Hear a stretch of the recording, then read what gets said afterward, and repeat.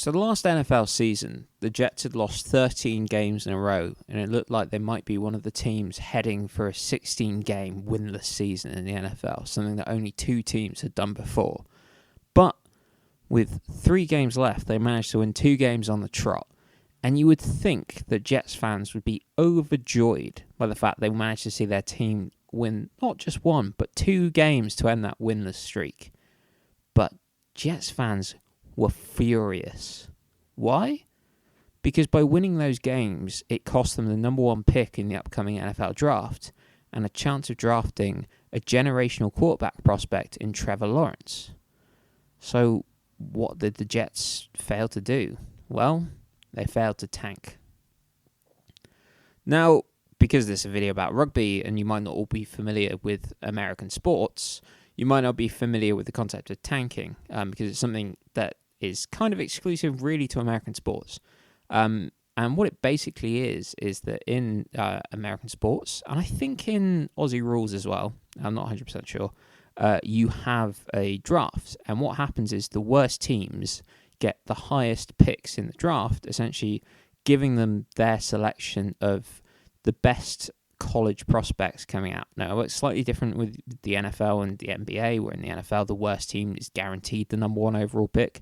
But in the NBA, there's like a lottery system. So being the worst team only like increases the amount of tickets you get into the lottery. So it increases your chance of getting the number 1 overall pick. But essentially, the worse you are, the better picks you get to try and create a system sort of parity. Now, obviously, there's huge sort of ethical and moral questions around this of like, because a team, if you were trying to do it properly, it would be a team deliberately losing to try and get the number 1 overall pick, which is something that's quite hard to do, obviously. But if you've watched the documentary The Last Dance about Michael Jordan, in his younger seasons, they were sort of had him on a minute count and trying to keep him healthy, or he claimed he wasn't injured, and they were trying to keep him out of the games, try and get better picks because he was too good and would always win, and he hated that. He wanted to try and win every game. And most recently, probably one of the most obvious examples in the NFL is that the Philadelphia Eagles benched their starting quarterback Jalen Hurts in one of the last games of the season. They put in Nate Sudfeld and lost a game, which meant that they went from the 9th pick to the 6th pick. But it kind of worked out for them. So even though everyone was very critical of this, what it meant was that they could, instead of having the 9th pick, they had the 6th pick. And because there's a lot of really good quarterbacks in this upcoming draft, they managed to trade down. And it meant they've got a future first rounder as well. So I guess with that ethical question as well, the other big question, particularly with this video, is, well, how does that work in rugby? We don't have a draft system. Outside of Major League Rugby, I think, has one. But because we just don't have the tape and the data and the evidence, most of those, and as well as the external factors of most of the best players in the world come from outside of America, those draft picks don't have anywhere near the same value that they do in American sports. So how does tanking even work in rugby? Well, tanking, I would say, isn't just deliberately losing to try and get the number 1 overall pick. It's also about acquiring assets and building to the future. And this is why teams tank. It's to sacrifice the short term to increase their benefits in the long term. So this is the thing with sport, is we want to go out and we want to win every game. But what should our ambition be? Should it be to win our game on Saturday, or should it be to win trophies?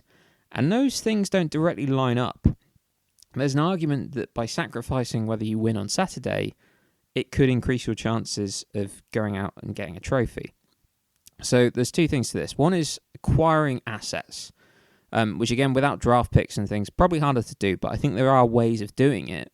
And it is sort of building for the future. So one thing that teams do when they draft, and this is the thing in the NFL, it's really hard to actually tank because you have players wanting to play well and play for their jobs. You have coaches playing for their jobs and all sorts of things. So there's not really much you can do to actually tank apart from kind of put off building a roster and just make it bad and then eventually cash in on those assets. But that is one thing you can do during that tanking process, is it means that you put forward young guys and you see, hey, are any of these young guys going to be any good? And that's definitely something we can do in rugby. Now, obviously, one of the things that hinders tanking in rugby is that some leagues have relegation. Although the only real major leagues that have relegation are the French League and the English League, and it seems to be becoming farcical in the English League, with relegation might be being scrapped. And we've not really had proper relegation in 2 years, with obviously the Saracens debacle and it being scrapped for this upcoming season. But that has given teams an opportunity. So Leicester, who would have been relegated had it not been for Saracens' 105-point deduction, when Steve Borthwick came in and we had the break because of COVID, instead of coming back and being like, right, we're going to come out, we're going to win every game, they said, hey, look, let's build to the future. Let's play loads of young guys. And it's meant that they have found young guys. They got young guys minutes. They were rotating every game. They weren't putting out the same team twice in a row when we had sort of 5 days turnaround for each game. They were changing teams, chopping and changing, giving young guys minutes, seeing what worked, seeing what didn't. And now they're having a pretty good season now. Now, had they known relegation was going to be scrapped this season, because it didn't happen all the way through, maybe they would have gone another year, just keep giving young guys minutes, and let's keep getting them better and see if we have a few academy gems that we don't know about. Because I think that's one of the things with talent identification, is you don't really know how good players are until you actually see them play. And that's something that I think Leicester have done to great effect. And also, although probably a bit different because you can't really build sort of future assets, but I think you can make a case that Italy have done it quite well in last year's Six Nations. Now, I don't think any of us expected Italy to be quite as bad as they were in the Six Nations. However, they probably could have put out a better team than they did, but they are building for the long term, and by giving a 19-year-old Stephen Varney minutes and a 20-year-old Paolo Garbisi minutes, they got to see, hey, do we have guys who have it at 2 of the most important positions on the rugby pitch? And I think they showed that they did. You get them experience. Varney looks legit, and I think if it wasn't for DuPont, he probably would have been my 9 of the Six Nations. And Garbisi, for a 20-year-old, I think all you want for a 20-year-old fly half is for them to essentially not shit themselves when they're on the rugby pitch with professionals, and that is good, right? I remember Adam Hastings at Bath as an 18-year-old, and essentially he didn't shit himself and then became a really good player. That's kind of all you want from guys that young, to show that they can be something in the future, probably the hardest position in rugby. Now, obviously in England and France, it probably is harder to do that. However, I think if we look north of the border, where I currently am, in Scotland or across into Wales, maybe there is an opportunity to do it, because the Pro 14 or whatever it becomes now, there is no promotion relegation. And what we have is a very, very strong group of Irish teams at the moment that is becoming harder and harder to keep up with. And now we're adding 4 South African juggernauts into the mix as well. It's going to be really hard to win trophies. And I mean, we don't really know what's going to happen with South African teams and qualifying for Europe, but it might be even just hard to qualify to Europe. So it's what are we playing for? Are we just putting out a team on Saturday to essentially get stomped by Irish and South African teams? And I know, particularly seeing some of the media in Scotland, they're very concerned the fact they've lost guys like Duhan van der Merwe and Adam Hastings going down to England. And you saw lots of people, Scottish pundits, saying they just need to sign more players. Now, I would argue that maybe what they should do, and I think a team sort of like Newport, Dragons as well, is the sort of thing they can do, is kind of do a tank. And the way I'd kind of propose this is you look at it like a 4 or 5 year process. And I think COVID kind of gave teams an opportunity to do this. Now, we didn't really know the end date of it, but we didn't have fans in the stand. And I think one of the things you can look at as well is the way clubs make their money is essentially 3 things. And this data isn't particularly available to see it club by club breakdown. I did have a look. I probably could have done a way more intense look.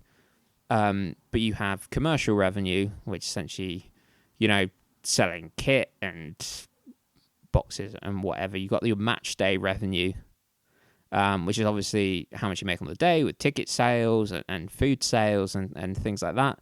And then you have TV deals. And obviously, match day revenue has just gone to zero. And that's the same for every team. And that's one of the things is, I guess, one of the incentives to keep winning and keep putting out a decent team is, hey, we got to keep winning rugby matches to get bums on seats, which I think is valid. Although, if you're probably going to lose most of your games anyway, which arguably they weren't, Edinburgh had good seasons and Port have had good seasons as well. But, maybe one of the things you can do to bring excitement is, hey, let's play loads of young guys, loads of academy kids, and maybe they are the future. And maybe that puts bums on seats as well. But with COVID, you're going to get zero. So match day revenue isn't really an incentive to necessarily win games. So you just have the TV deal and the commercial, which has probably been reduced as well because a lot of teams probably sell, instead of online, still sell quite a lot out of club shops and things. It did give an opportunity, I think, to do it. And I think the way I propose is, kind of do a 4 or 5 year cycle. And I think it's about building to that future. So the way you start is essentially you don't spend a lot of money. You save that money back. You pull that money back and say, hey, we're going to spend this much over 4 years, but we're not going to spread it evenly over 4 years. You're going to backload it. So the first 2 years, and the first year especially, you're just playing young academy guys on cheap contracts, and you kind of hope that some of them are absolute diamonds. And they might not all be, some might just be squad players, but you see the guys you can build around. And that's what you're looking for. Maybe in that second year, you still keep costs low, but you start taking some swings on some really cheap guys. So one thing I'm a massive proponent of is getting some sevens players.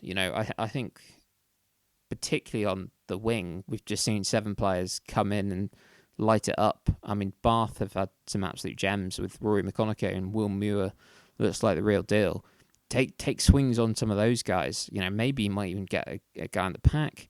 I think in Scotland, it'd be interesting to see, hey, maybe get some Super 6 players in. I think, English and Welsh teams, look at the Championship, look at the Welsh Premiership, and maybe just take some swings on those guys that you wouldn't have done anyway if you were really, because you wouldn't want to take that risk, but you can now.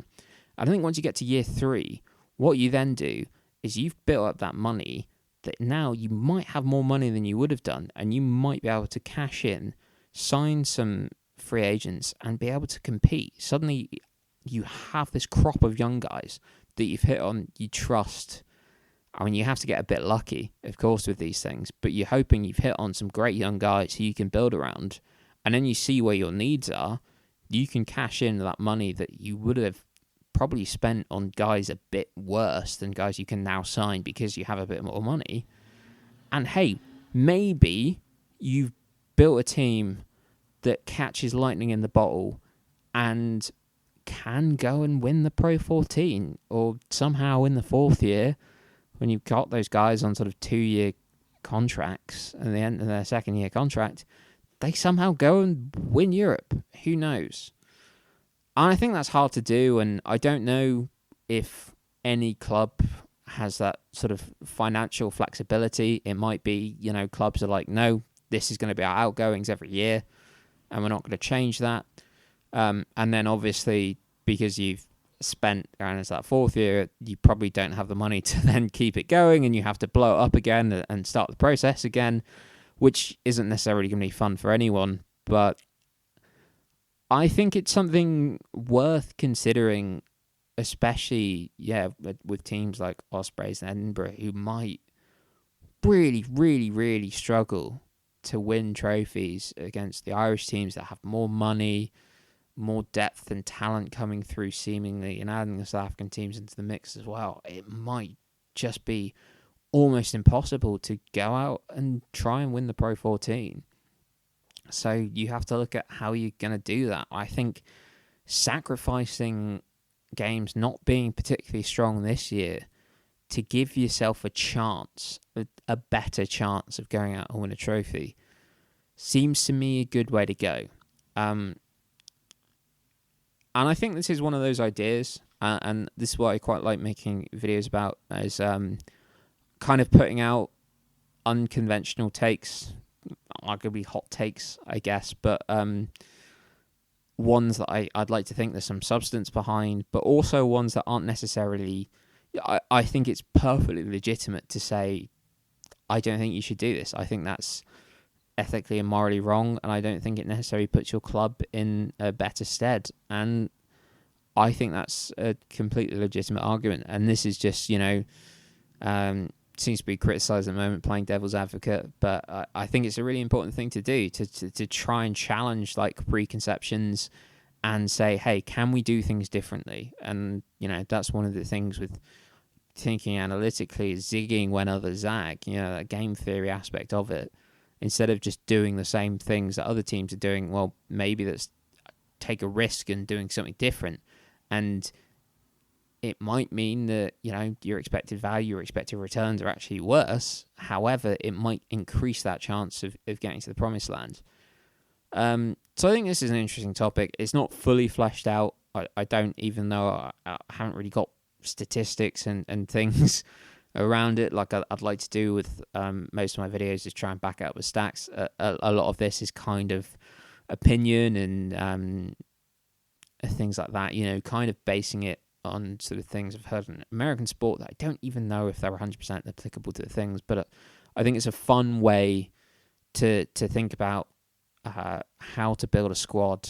And if for somehow I do take over Newport tomorrow, thinking, right, how am I going to go win a trophy with less resources than pretty much everyone apart from the Italian teams?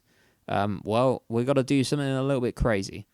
So, but maybe you disagree, and I think that's totally fine. This is kind of out there. This is like a video blog, me just spitballing ideas, and hopefully I'll make more that actually are more well-reasoned arguments that are like, you've kind of made me think about that, as I think this maybe is just like putting out, it's an op-ed piece, essentially.